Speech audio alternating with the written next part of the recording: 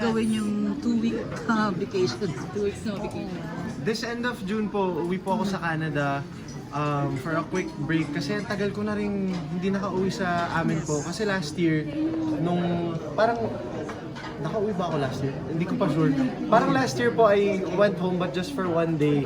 Kasi nasa tour kami noon, so hindi pa dumaan yung tour sa Calgary where I'm from. So I made it a point to just go there for a day. Yeah. So this time, 2 weeks naman. 2 weeks. Darren, kanina na-mention mo yung closeness niyo ni Vice. Kasi ngayon medyo mainit si Vice ngayon dahil sa social media.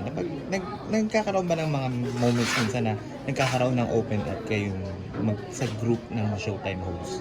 May ganun ba? Opo, of course, may group chat din naman kaming mga Showtime hosts and we're always very supportive of one another, especially ngayon kay Ate Vice. Kasi masasabi ko talaga she doesn't deserve, you know, all the hate she's getting.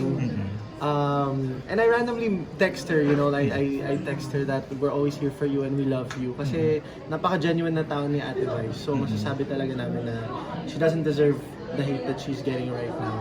Yeah. Ano una mong gagawin pag nag-vacation ka? Totally to, wala kang kakausapin, wala kang showbiz, ano? Opo, hindi naman completely mawawala. Pero just catch up with my family kasi hindi ko rin sila nakaka-bonding kahit pag nandito sila. Lagi po akong nasa work eh. So, hindi ko rin sila nakakasama sa bahay pag bumibisita sila sa akin. So, this time excited na ulit akong mag-camping sa Canada. Mga ganun. Kasi the last time I did that was parang pandemic pa po. So, yun lang. Darren, yung image mo medyo mahiyain, pero marami nagulat na marami na rin palang na-link sa'yo. So ngayon, heartthrob pala si Darren. So anong na-feel mo na ang daming girls na nalilink sa'yo from showbiz? Opo. And then yung last guest naging controversial pa, di ba? Yung guest din Showtime. Siyempre po, naman yun eh, parte ng buhay. Parte ng buhay. Pagdadaanan naman natin yan from puppy love to moving on to more mature relationships. And I'm just happy that I'm friends with all of them naman na nababanggit po. And it's all about maturity at the end of the day, how you're going to handle, you know, the relationship you have with those people and stuff like that. And it always takes time. Hindi naman kailangan right away maging okay kayo. So, I appreciate all of them kasi lahat naman sila, we're all friends naman din po. Pero maraming nalungkot, Darren, kasi yung mga fans niyo sa When I Met You in Tokyo ni Cassie ay nag-expect na aakyat sa next level. And then yun nga, di ba? Parang nauwi sa friend zone ba? Hindi naman friend zone. Naman eh. Basta sa amin na yun ni Cassandra. Pero, yeah, Cass and I, we're still okay naman po. Hindi naman totoo yung mga lumalabas na mga issues tungkol sa amin, na may mga grudges between me or Cassie and her family. Okay po kaming lahat eh. Kaya sa amin, basta alam namin yung totoo. We're all fine. We're all okay. But what changed? What changed? Bakit dati you used to, di ba, post kayo ng post ng photos, you used to be very close. Bakit parang nagbago siya? I feel like it's also yung mga ginagawa po namin sa buhay, magkakaiba rin ng mga tinatahak ngayon sa career namin. And even my other friends na nasa ABS, nakikita ko na lang sila pag ASAP cycles, mga ganun. Yung schedules po talaga eh. Minsan nagkikita na lang kami, even my bestest friends sa work na lang or kapag mga ABS-CBN events. Yun. So are you saying also now na hindi ka muna ready for a relationship kasi sa sobrang busy ng schedule mo? Opo, parang hindi ko naman din hinahanap ngayon. Parang hindi lang naman siya priority. Kasi baka sabihin na naman ng mga bashers user-friendly ako. So, ewan ko sa kanila.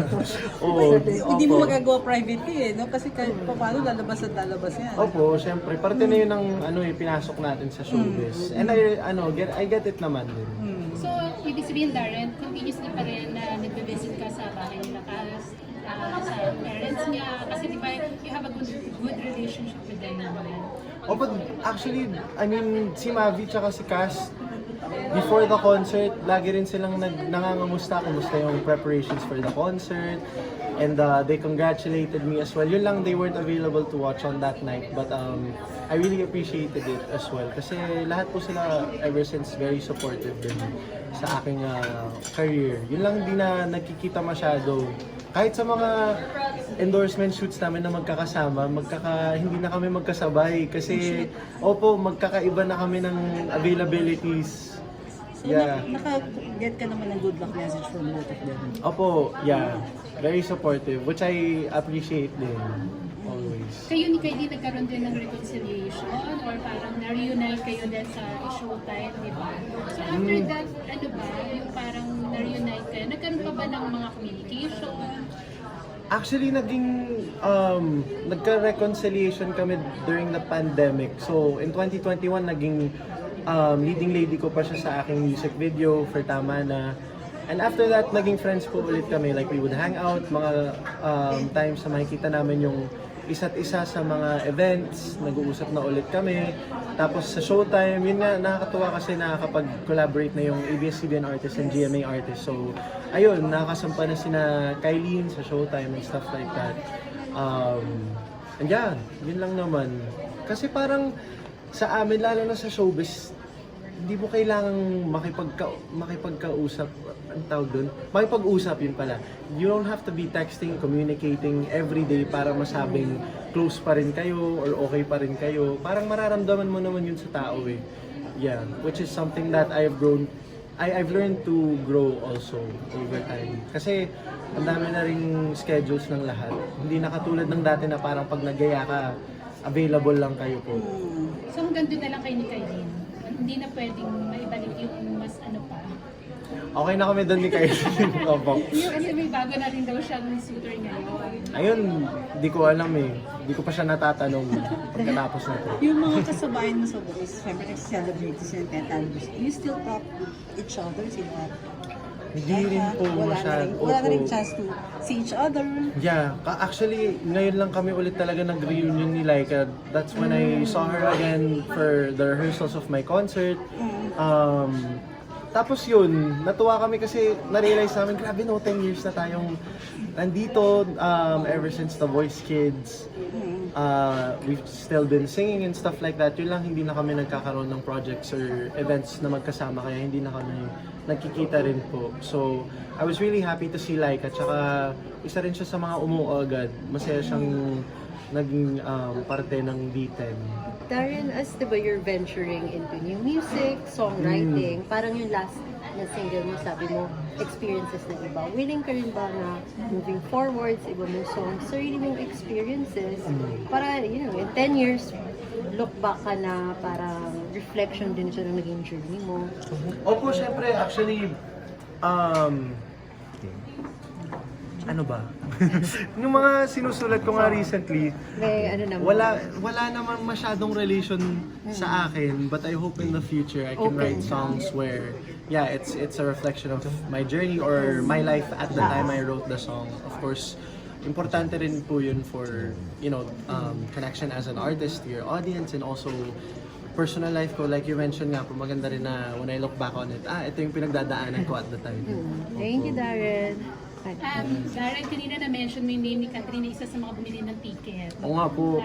Di ba? At sabi mo, isa siya sa mga showbiz crush mo, right? Yes. So pareho na kayong single ngayon, Darren. Nakuuna kayo. Wala naman tayong dumating doon. Close ka rin kay Catherine. So Opo. marami di ba nag-link din sa inyo dahil nandun ka sa party niya. Yeah, ano eh, parang di ko talaga makikita yung sarili kong gano'n. Kasi na-establish na namin ni Ate Kath yung relationship namin, yung bond namin, where I'm really like one of her little brothers now, and I really appreciate her presence. Tsaka not just her presence, na sumuporta talaga siya sa D10.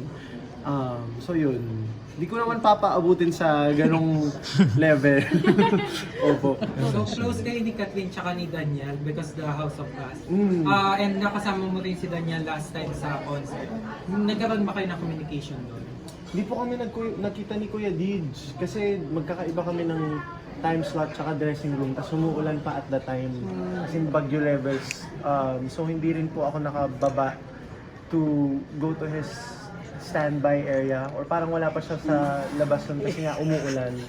So medyo na-delay yung program. But yeah, ayun po, hindi po ako nagkaroon ng chance. Versus social media nakakapag-communicate. Sasapakin ka rin. Hindi Naluluntok naman, na si Ma'am Tess. hindi rin po. Pero pag nakikita po kami sa events, yun, okay naman. Yeah. Thank you Thank so you, Darren, much! papaubaya mo na si Catherine kay Aden. Hindi ko alam. Wala po akong alam. Out na